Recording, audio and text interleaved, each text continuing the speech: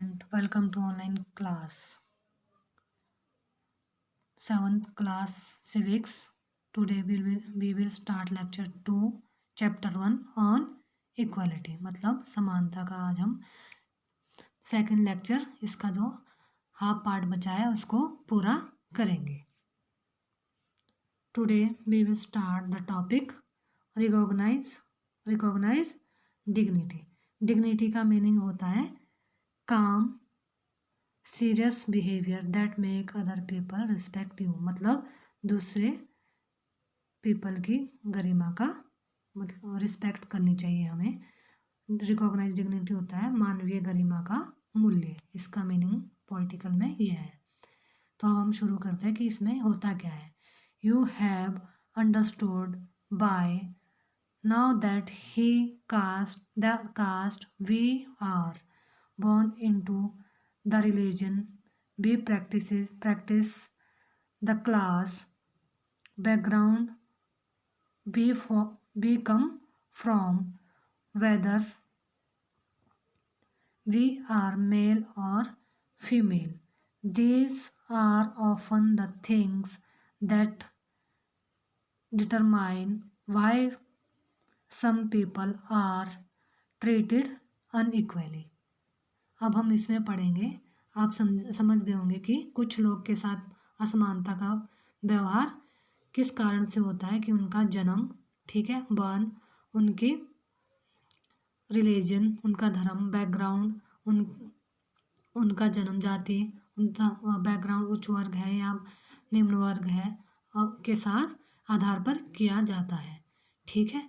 Om Prakash Valmiki and Ansari are being treated unequally on the base of difference of caste and region. जो इसमें हमने ओम प्रकाश वाल्मीकि और अंसारी के परिवार की जो स्टोरी पढ़ी उनमें जो असमानता है वो किसमें कैसे पाई जाती है, डिफरेंस किया जाता है, वो किया जाता है कास्ट और रिलीजन, धर्मगत और जातिगत. मतलब उनकी कास्ट और रिलीजन के ऊपर उनके साथ क्या किया जाता है, अनइक्वालिटी का व्यवहार किया जाता है, बिहेव किया जाता है. When person are treated unequally, their dignity is violated. जब लोगों के साथ क्या है, अनइक्वली का बिहेवियर किया जाता है, ट्रीट किया जाता है, उनको असमानता का व्यवहार होता है, तो क्या है, जो उनके सम्मान होता है, उनकी जो रिस्पेक्ट होती है उसको क्या लगती है, ठेस लगती है, धक्का लगता है. The dignity of both Om Prakash Valmiki and the Ansari was violated because of the way in which they were treated.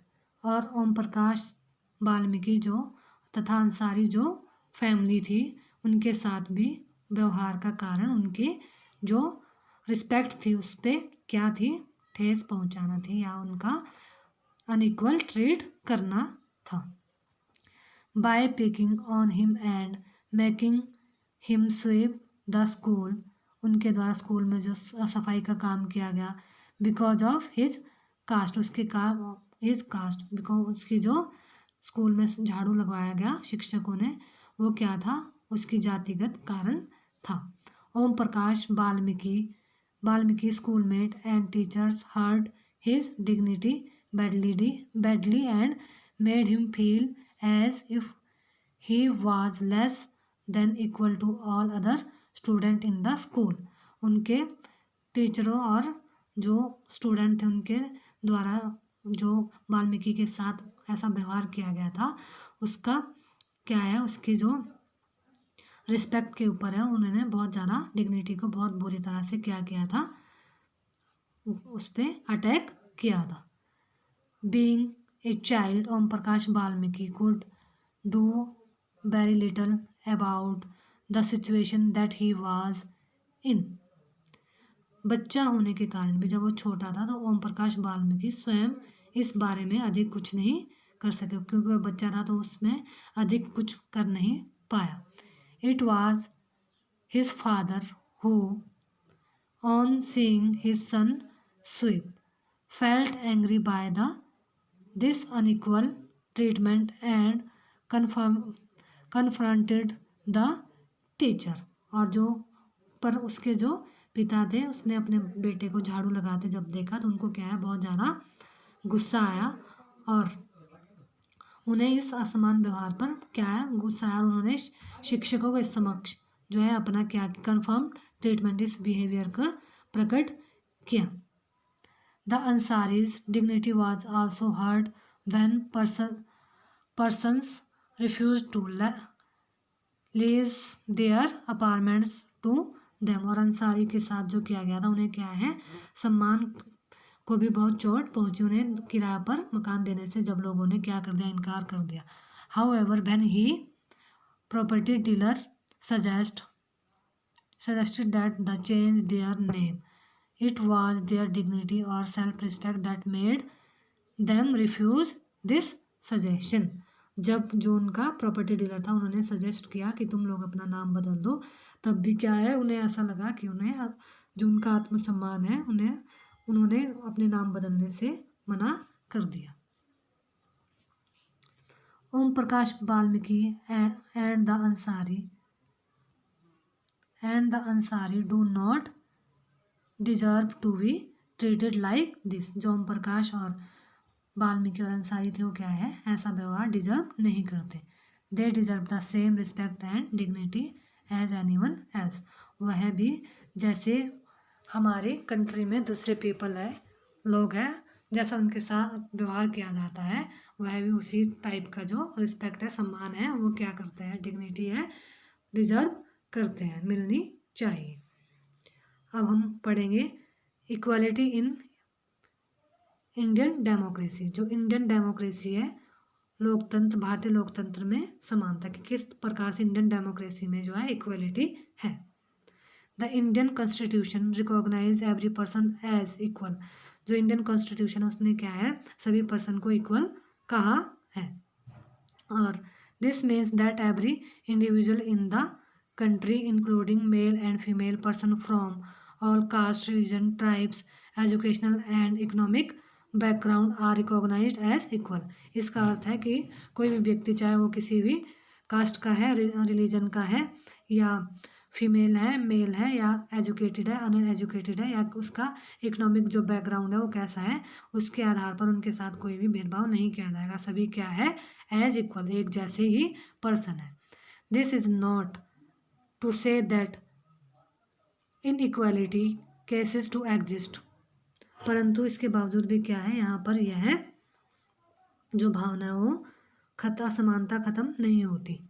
It doesn't but at least in democratic India the principle of the equality of all person is recognised.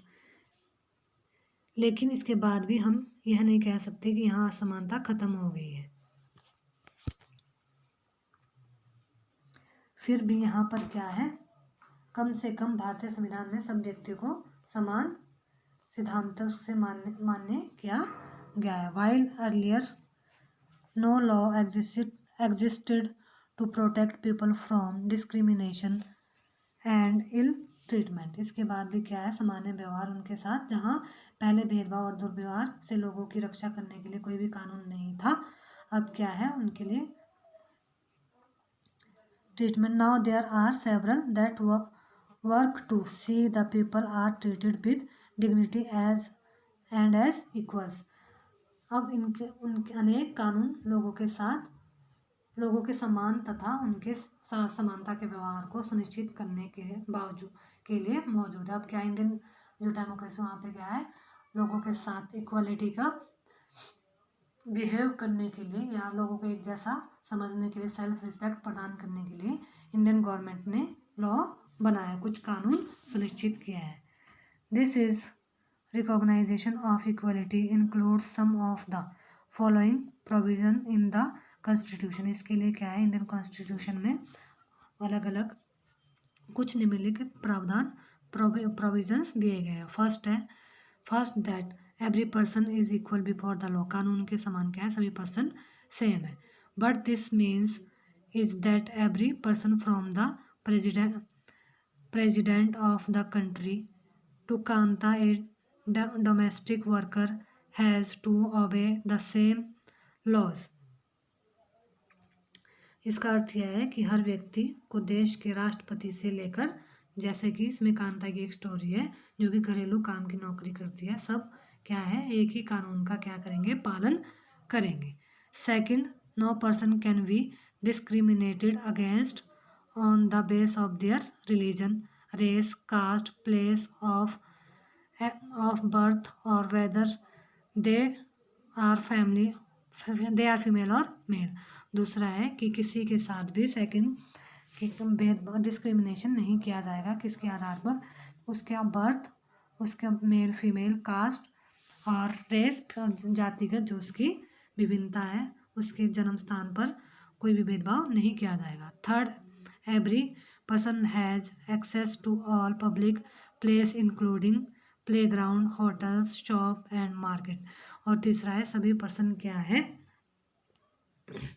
जो सार्वजनिक स्थान है, जैसे खेल के मैदान, playground है, hotel है, हॉस्पिटल्स है, दुकानें हैं, बाजार में क्या है, जा सकते हैं। All person can use publicly available wells, road and bathing ghats. और जो सार्वजनिक कुएं बनाए गए हैं, वेल्स है और रोड है और बाथिंग घाट्स है, उनका क्या है, यूज कर सकते हैं। फोर्थ है, अनटचेबिलिटी हैज़ बीन एबोलिश्ड। और इससे क्या है, चौथा है, अस्पृश्यता का उन्मूलन कर दिया जाएगा, छुआछूत को क्या है, खत्म कर दिया जाएगा। The two ways in which the government has tried to implement the equality that is guaranteed in the Constitution is first through law and second through government programs or scheme to help disadvantaged communities। शासन ने संविधान द्वारा मान्य यह जो दो तरह के कानून लागू किया है, समानता के अधिकार को दो तरह से लागू किया है। फर्स्ट है, पहला कानून के द्वारा और दूसरा सरकार की योजनाओं व कार्यक्रमों द्वारा यह सुविधाएं समाजों को मदद करके। There are several laws in India that protect every person right to be treated equally. सभी लोग, भारत में ऐसे कानून हैं जो व्यक्ति को समान व्यवहार प्राप्त करने के अधिकार की रक्षा करते हैं। An additional to law, the government has also set up several scheme to improve the lives of community and individuals who have been treated unequally for several countries.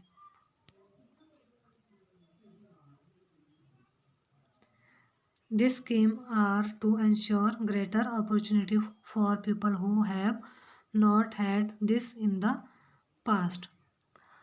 इन योजनाओं के द्वारा उन्हें उनके जो जीवन में सुधार करने के लिए बहुत सारी योजनाएं बनाई गई है, उनको बहुत सारी अपॉर्चुनिटीज़ प्रोवाइड करवाई गई है, जैसे कि लोगों को अधिक अवसर मिल सके और उनकी जो डिस्क्रिमिनेशन है वो कम हो सके।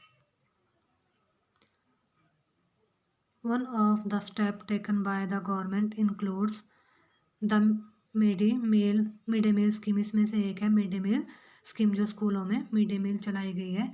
This refer to the program introduce in all government elementary school to provide children with cooked lunch. इसमें लोगों स्कूल्स में जो एलिमेंट्री स्कूल है उनमें बच्चों के लिए एक साथ भोजन की व्यवस्था की गई है लंच में। Tamil Nadu was the first state in India to introduce this scheme।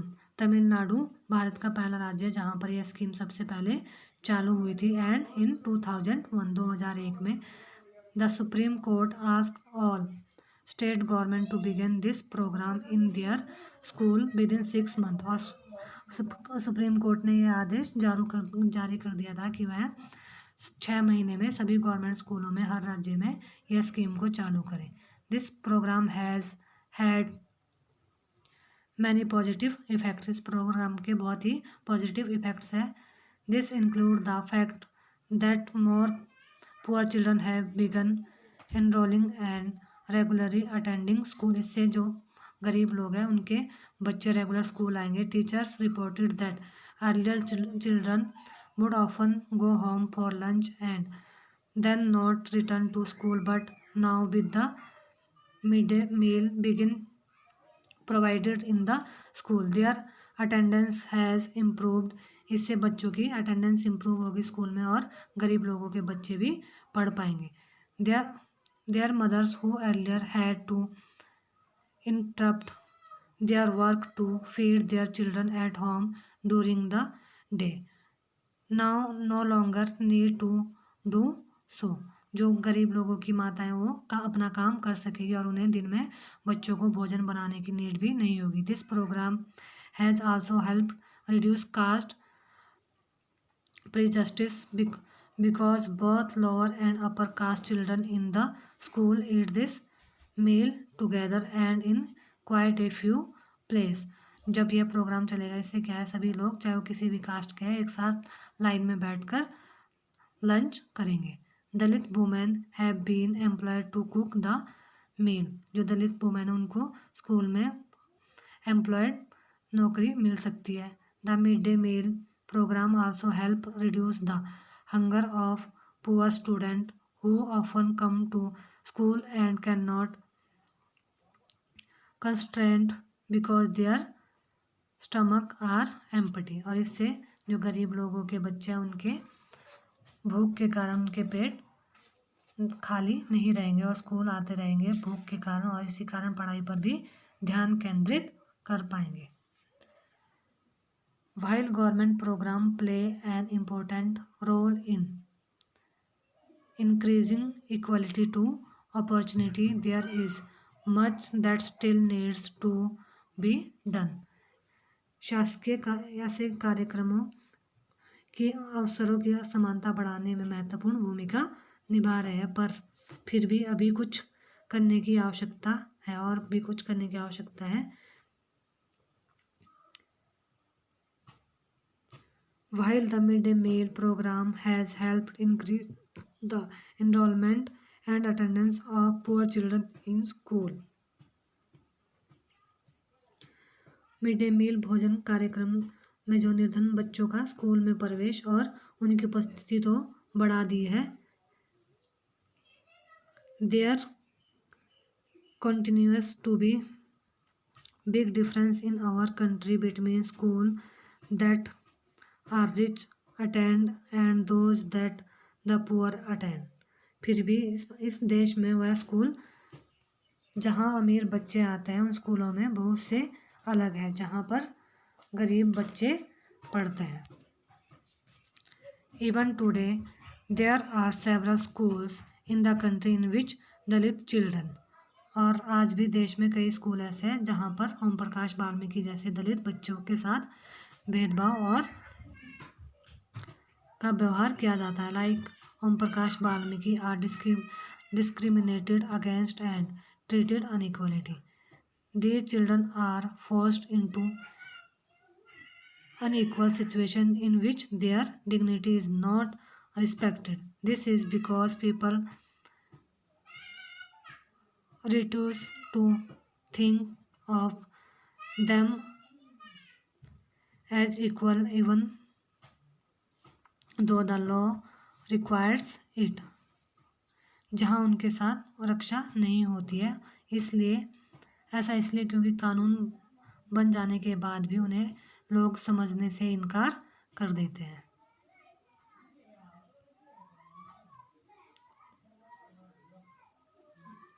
One of the main reason for this is the attitudes change very slowly. Even though persons are aware that discrimination is against the law, they continue to treat people unequally on the basis of their caste, religion, disability, economic status, and because they are women. It is only when people begin to believe that no one is inferior and that every person deserves to be treated with dignity that present attitudes can change. Established equality in a democratic society is a continuous struggle, and one in which individual as well as various community in India contribute to, and you will read more about this in this book.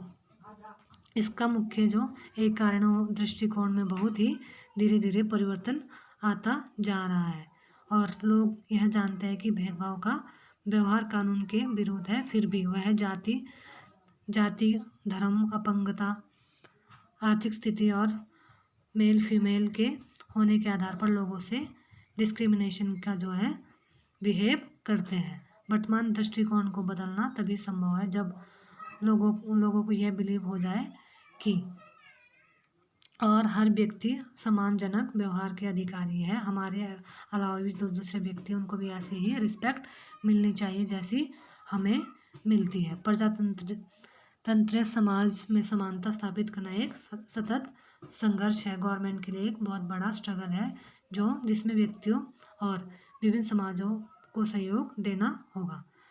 इस पुस्तक में हम इसके बारे में और भी अधिक पढ़ेंगे। Issue of equality in other democracies, अन्य लोकतंत्र में समानता के मुद्दे। You are probably wondering whether India is the only democratic country in which there is inequality and where the struggle for equality continues to exist. The truth is that in many democratic countries around the world, the issue of equality continues to be the key issue around which communities struggle. So, for example, in the United States of America, the African Americans whose ancestors were the slaves who were brought over from Africa continue to describe their lives today as largely unequal. This is despite the fact that there was a movement in the late 1950s to push for equal rights to African Americans. Prior to this, African Americans were treated extremely unequally in the United States and gained equality through law. For example, when traveling by bus, they either had to sit at the back of the bus or get up from their seat whenever a white person wished to sit. शायद आप ये सोच रहे होंगे कि ऐसा केवल भारत के लोकतंत्र में ही है जहां असमानता का अस्तित्व है और जहां समानता के लिए स्ट्रगल किया जा रहा है, परंतु इसके अलावा संसार में वर्ल्ड में जितने भी डेमोक्रेटिक कंट्री है, सभी देशों में समानता के मुद्दे पर विशेष रूप से स्ट्रगल हो रहा है। उदाहरण के लिए, एग्जाम्पल के लिए, हम एक संयुक्त राज्य अमेरिका में अफ्रीकन अमेरिकन लोग जिनके पूर्वज गुलाम थे और अफ्रीका से लाए गए थे, वह समाज भी अपने जीवन का मुख्य रूप से असमान बताते हैं, जबकि 1950 के अंतिम दशक में अफ्रीका अमेरिकनों को समान अधिकार दिलाने के लिए मूवमेंट भी लागू किया गया था। इससे पहले अफ्रीका अमेरिकनों और कानून भी समान नहीं मानता था। उदाहरण के लिए, जो अफ्रीकन अमेरिकन है उनके साथ जो व्यवहार किया जाता है, जैसे बस में उन्हें पीछे की सीट पर बैठना पड़ता है और जब कोई गोरा अमेरिकन आता है तो उन्हें क्या है, अपनी सीट उनके लिए छोड़नी पड़ती है। रोजा parks 1913-2005 was an African American women. रोजा पार्क्स एक अफ्रीकन अमेरिकन महिला थी। Tired from a long day at work, she refused to give up her seat on a bus to a white man on 1 December 1950। 19 दिसंबर 1995 को दिन भर जब वह काम करके थक जाने के बाद बस में उन्हें अपनी सीट पर एक गोरे व्यक्ति को देने से मना कर दिया, तो क्या हुआ? Her refusal that day started a huge agitation against the unequal ways in which African Americans were treated and which come to be known as the civil rights movement। और उस दिन उनके इनकार को अफ्रीकन अमेरिकनों के साथ असमानता को लेकर एक विशाल आंदोलन की शुरुआत हुई, जो कि क्या था, सिविल राइट मूवमेंट, सभी के लिए नागरिक अधिकार आंदोलन का नाम दिया गया। The civil right act of 1964 prohibited discrimination on the base of race. और ये जो आंदोलन 1964 के नागरिक अधिकार अधिनियम में नस्ल और रिलीजन का मूल आधार और भेदभाव को निषेध कर दिया। School board, it also stated that a school would be open to African American children and that they would no longer have to attend separate schools specially set up from them. However, despite this, a majority of African American continue to be among the poorest in the country. Most African American children can only afford to attend government school that have fewer facility and poorly qualified teachers as compared to white students who either go to private school for live in areas where the government school are as highly rated as private school। जो African American लोग थे उनके लिए government school खोले गए, लेकिन उनकी जो टीचर्स थे वो भी ऐसी जो पुअरली क्वालिफाइड होते थे और उनकी बिल्डिंग भी छोटी होती थी, और जो वाइट अमेरिकन थे उनके लिए प्राइवेट स्कूल की सुविधाएं प्रोवाइड की गई थी। Expert from article 15 of the Indian constitution. Indian constitution में आर्टिकल जो 15 है, 15 है, उसके हम कुछ एक्सपर्ट फ्रॉम आर्टिकल कुछ अंश को पढ़ेंगे। Provision of discrimination on group of religion, race, caste, sex or place of birth. धर्म, मूलवंश, जाति, लिंग और जन्म स्थान के आधार पर विभेद का प्रतिरोध किया गया है। इसमें डिस्क्रिमिनेशन का प्रतिरोध किया गया है। The state shall not discriminate against any citizen on ground only of religion, race, caste, sex, place of birth और एनी ऑफ देम। किसी भी राज्य जो है किसी भी नागरिक के विरुद्ध केवल धर्म, उनके मूल वंश, जाति, लिंग, जन्म स्थान या इनमें से किसी के आधार पर भी कोई भेद नहीं करेगा।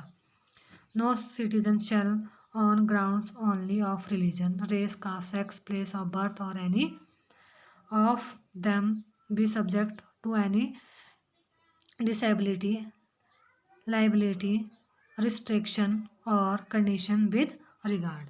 और कोई नागरिक केवल धर्म, मूलवंश, जाति, लिंग, कास्ट और बर्थ प्लेस के आधार पर दुकानों, सार्वजनिक स्थान, भोजनालयों, होटलों और सार्वजनिक मनोरंजनों में प्रवेश कर सकता है। इसमें दो ये पार्ट दिए गए हैं। एक्सेस टू शॉप, मतलब ऐसे जो पब्लिक प्लेस होता है उनमें जा सकते हैं, उनके साथ कोई भी डिस्क्रिमिनेशन नहीं किया जाएगा।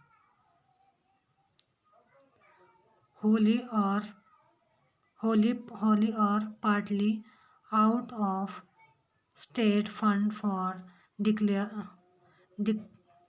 Dedicated to the use of the general public के साथ क्या है, निर्योग्यता या दायित्व निर्बंध या शर्तों के अधीन नहीं होगा। उनके साथ सभी को क्या है, एक समान अधिकार प्राप्त है इंडियन कॉन्स्टिट्यूशन में। चैलेंज ऑफ डेमोक्रेसी, अब क्या है, जो डेमोक्रेसी है, लोकतंत्र की चुनौतियाँ क्या क्या है।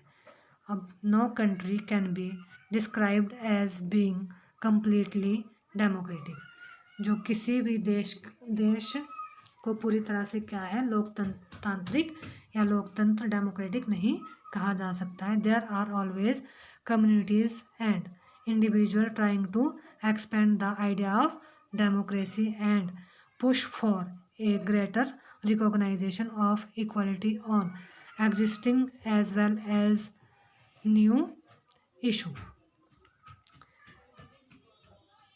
नहीं कहा जा सकता है, हमेशा से ही कुछ ऐसे जो कम्युनिटी है, ऑलवेज कुछ ऐसी कम्युनिटीज़ के व्यक्ति होते हैं जो क्या है, डेमोक्रेसी का अर्थ को नए अर्थ देते हैं और अधिक से अधिक समानता लाने के लिए नए नए सवाल उठाते हैं, न्यू क्वेश्चंस रिकॉग्नाइज करते हैं, इश्यूज लेके आते हैं।